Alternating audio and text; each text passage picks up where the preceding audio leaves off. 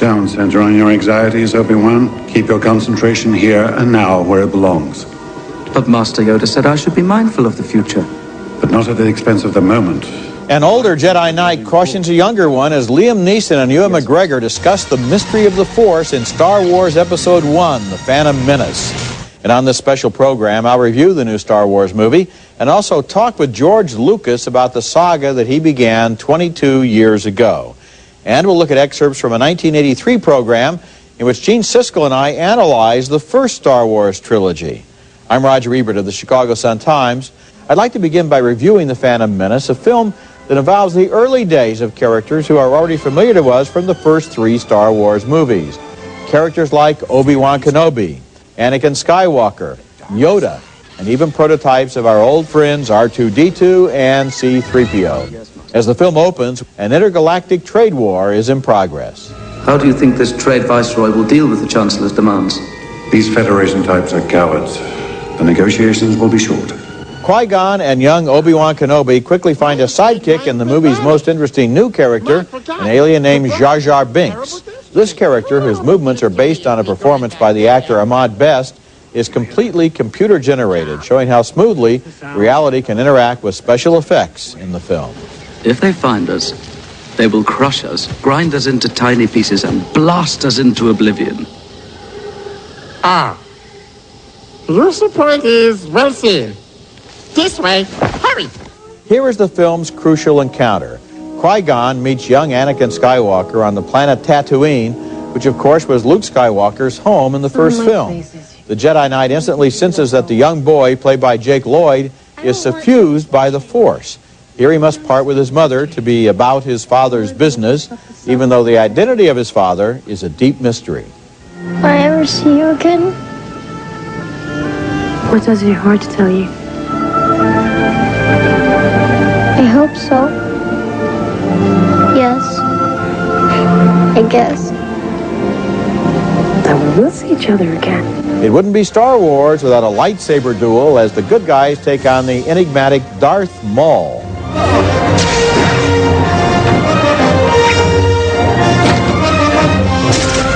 And here's our good friend Yoda, who's barely past middle age in this scene in a meeting of the Jedi Council that also involves Mace Windu, played by Samuel L. Jackson. Yoda is a Muppet-like creation, controlled and played by Frank Oz. Trained as a Jedi, your request for him, Finding him was the will of the Force. I have no doubt of that.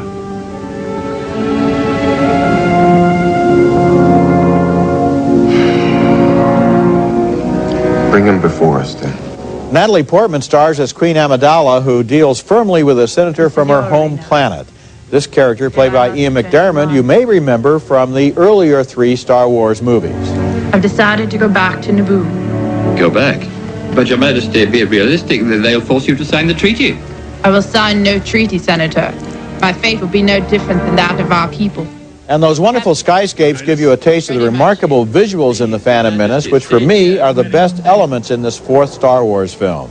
George Lucas told me in 1990 that after the 3rd film, he put the series on hold until computers could catch up with the ideas in his imagination, and now it looks like they have. He's too old. Anakin will become a Jedi, I promise you.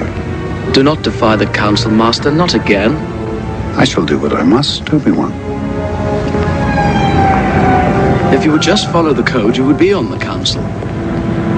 They will not go along with you this time. You still have much to learn, my young apprentice. There are truly astonishing shots in this film, realizing a host of otherworldly creatures. And the film features alien cities and vistas, and my eyes drank them in. There's also a lot of excitement, for example, in a race where young Anakin Skywalker proves he's an instinctive pilot.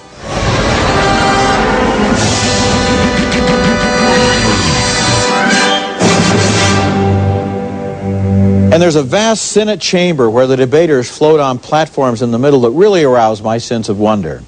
But maybe there could be a little more human, or maybe we should say character interest in the film. This movie has a lot of setting up to do. It begins the whole saga. It lays the groundwork for relationships which we sense are going to pay off in the next 2 movies. And so the story level isn't always as interesting as the visuals. Characters are dealing with things that are going to happen later in the series rather than dealing in the here and now sometimes. Still, this movie is a remarkable achievement, a marriage of imagination and special effects, and my thumb is up with a lot of admiration. The day after I saw The Phantom Menace, I sat down for a talk with George Lucas, and predictably, he wanted to talk mostly about special effects. We'll get to that conversation in a moment, but first let's flash back 9 years to that 1990 conversation I had with Lucas at his Skywalker Ranch, where we looked ahead to what he wanted to accomplish in this movie. That computer technology isn't really to a point now where it's cost effective. And I would say within 5 years, the computer technology will be cheaper than the old-fashioned This is way. amusing because people are so willing to casually say, oh, it's all done on computers. Whatever you're talking about, people say, oh, it's all done on computers these days. And it isn't all done on computers yet. No, believe me, I've been involved in a lot of state-of-the-art computer technology, and you'd be surprised what they can't do. Well, that was in 1990, but computers have been moving fast, and they can sure do it right now. Lucas told me after the Phantom Menace screening that he knew computers would get faster, but he didn't realize how much faster and more versatile they would become. You know, through struggling with ILM over the years and developing this sort of new digital revolution, and you know, kind of hoping that the technology sort of advanced itself, we finally got on Jurassic Park to the point where I could say we can create a photorealistic digital character that looks as real as any actor does. And with that, I started saying we can do the new Star Wars, and I can do it. And writing it was so much fun because I just said, I am not going to limit myself on this one. I'm going to open the box. I'm just going to write whatever I want, no matter how outrageous, and I'm just going to see if I can pull it off.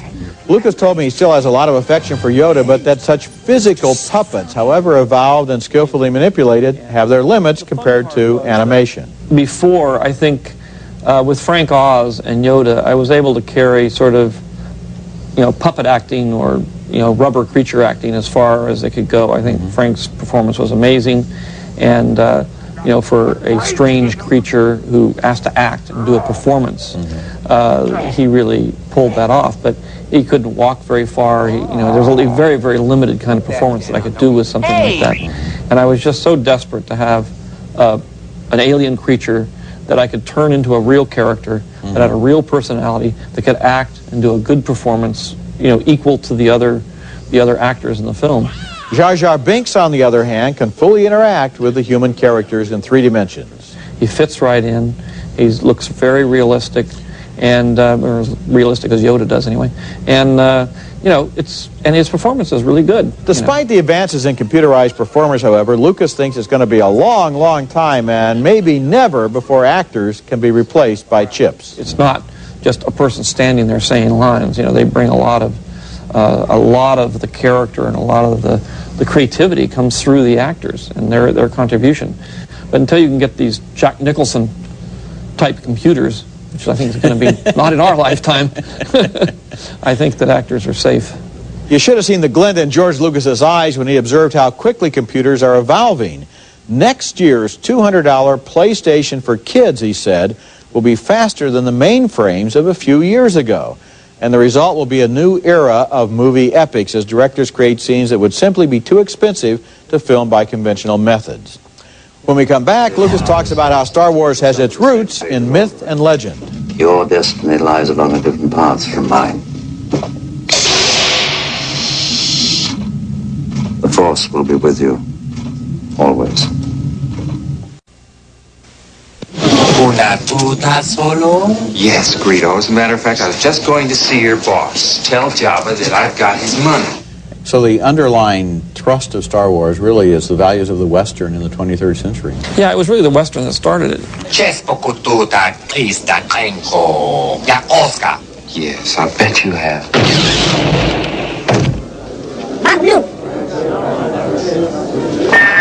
But Westerns weren't the only influence on Star Wars. George Lucas studied anthropology in college and, of course, drew inspiration from Joseph Campbell's books about mythology in creating the mythological underpinnings of the Star Wars movies.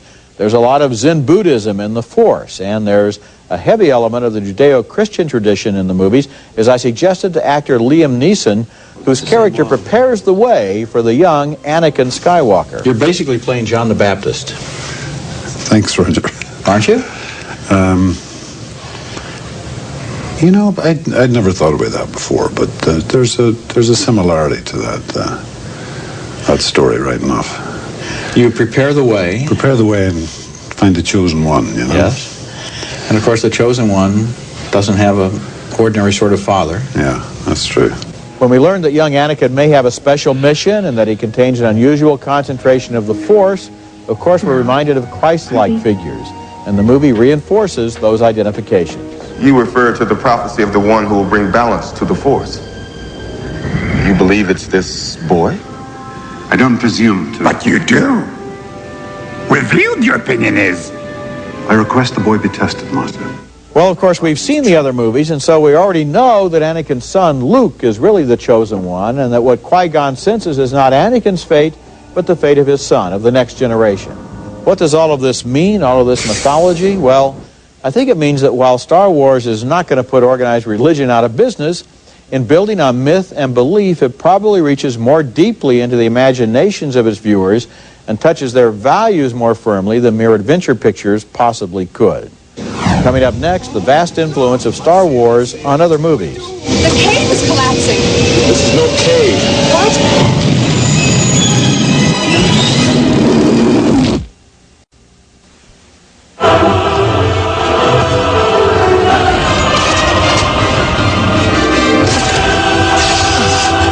Well, that's the first double-edged lightsaber in a Star Wars movie, but in a way, a lightsaber is a lightsaber, and here's something that's probably inevitable.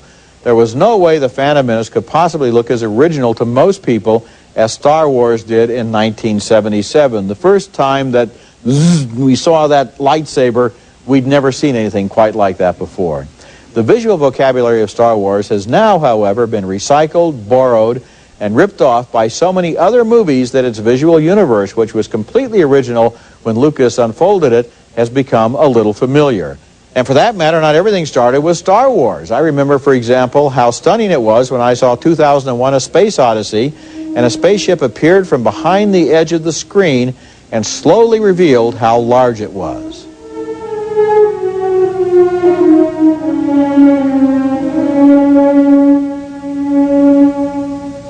The opening of the first Star Wars movie used the same kind of shot to even greater effect.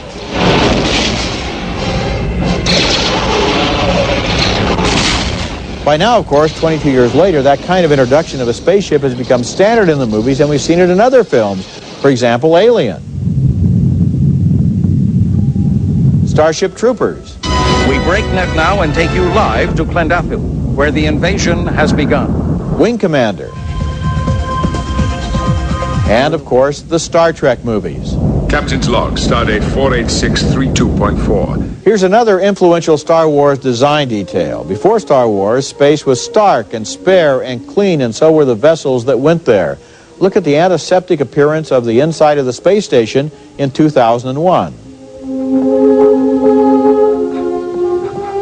But with Star Wars, space and other planets began to look dusty and rusty and lived in. Luke Skywalker's speeder looks like a modernistic jalopy. I can't abide those Jawas, disgusting creatures. And future grunge and decay were reflected in Blade Runner. A new life awaits you in the off-world colony. Strange Days. So, Dan, you looking forward to the new year? Not really. I mean, what's the point? And Alien 3. And Star Wars also upped the ante for the design of aliens. In classical science fiction, aliens often look like humanoid bipeds, for example, in The Day the Earth Stood Still. But after George Lucas gave us creatures like Yoda, Size matters not. Look at me. And Jabba the Hutt, you will bring Captain Solo and the Wookiee to me. aliens got a new look, as in Starship Troopers. And Enemy Mine.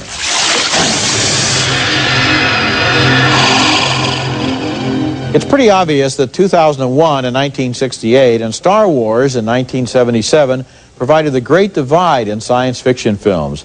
Before them, science fiction looked a little bit like Buck Rogers and Flash Gordon, and you automatically walked into the theater ready to laugh at the special effects, except for a few exceptions like Forbidden Planet. But after these two influential movies, nothing ever looked the same again, and science fiction emerged as an important major film genre. When we come back, a trip back to a Star Wars show that Gene Siskel and I did in 1983.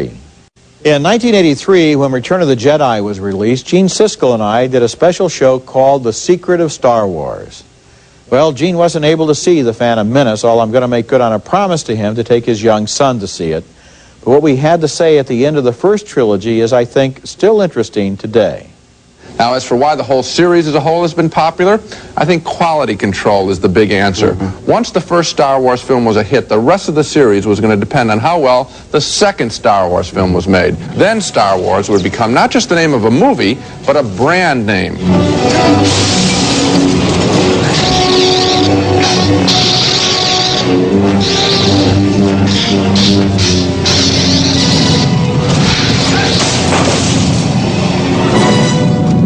The lesson here, if you want a hugely successful series, then make sure that that second one is a winner. I'll give you a couple of other examples. Two very successful movies, Rocky and Grease. Yes. Rocky 2, the same cast, the same creativity, the same energy. Romantic. A big hit, and Rocky 3 was a bigger hit. It'll go on. I saw part of the message. I seem to have found it. General Kenobi, years ago you served my father in the Clone Wars. Now he begs you to help him in his struggle against the Empire. Now, one of the most tried and true archetypes of mythology is the young hero trying to become a man through a quest, through a journey. This appeals to all of us in the audience, even to adults who don't exactly feel like mature men and women quite yet, and so we want to experience this quest for ourselves. Master, moving stones around is one thing. This is totally different. No, no different. Only different in your mind. You must unlearn what you have learned. All right, I'll give it a try. No, try not. Do or do not. There is no try. Now, two other elements from mythology are the powerful father figure and the heroine in distress. And in Star Wars, the dominant father figure is Obi-Wan Kenobi, played by Alec Guinness. Boys need fathers, young princes need wise men, and Obi-Wan Kenobi fills both roles. The Force is what gives the Jedi his power. It's an energy field created by all living things. It surrounds us and penetrates us. It binds the galaxy together. First of all, you got the mythological underpinnings of the story. Righto. This is a universal story that everyone can identify with. Right. Then we have the quality control, the great technology, the great special effects. There's something else here, and that's a goofy, almost childlike sense of fun. The kind of fun that you got out of Saturday serials 20, 30 years ago. All right, and what it seems to me is that frequently in the movies, whenever they made a movie that had that sense of fun, they felt they didn't have to be serious about anything else. They could have lousy special effects. They could come up with any story at all, but to have absolutely top-flight credits connected with that fun is the key. We're watching corporate Hollywood work here at the top of its form, or at least Northern California. And that was 1983. Of course, in the years since then, George Lucas has been pushing the envelope year after year with his special effects company, Industrial Light and Magic. He mentioned the dinosaurs that he made for Spielberg's Jurassic Park, and there's hardly been a major science fiction film in all this time that ILM hasn't had its hand in some way. When we come back, George Lucas reveals his own secret of Star Wars. More than a week before Phantom Menace was set to open, these kids were already camped out to buy tickets. I talked to a couple of them, and one told me his dad stood in line to buy him a ticket 22 years ago, and now he was going to return the favor and buy a ticket for his dad. The young woman told me she was taken to see Star Wars when she was 3 weeks old. The Force is in me, she said. It may sound corny, but I believe the Star Wars series has a certain sweetness and old-fashioned nobility that satisfies a hunger in these times of mindless action movies and rampant irony and cynical comedies. And I think George Lucas feels the same way. You know, we live in very cynical times. You know, they're very mean-spirited, they're very cynical. It's very hip to make fun of people and put them down, and kind of everything is super hip, you know, in terms of everybody's put down for everything, and this is the big criticism of Star Wars in the beginning was it's naive, it's sort of hope-filled, it's very young, it's everything anti-hip, you know, it's kind of wide-eyed and optimistic, and what a wonder, you know, it's very Pollyanna-ish in its optimism.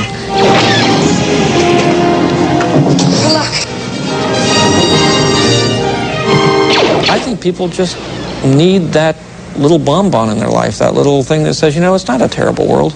No, but, you aren't that bad. Everything's kind of okay. You can, yeah, there are bad people in the world, and you have bad inside you, but you can overcome that. And I think, as silly as it is, that's something that's necessary in a society. And may the Force be with you. That's it for this special show. Remember, you can hear our reviews each week at siskel-ebert.com. And next week, more new movies, including Notting Hill with Julia Roberts as a movie star, falling in love with London bookseller Hugh Grant. Probably best not to tell anyone about this. I'll tell myself sometimes, but don't worry, I wouldn't believe it. And Tea with Mussolini with Judi Dench, Joan Plowright, and Cher. Until then, the balcony is closed.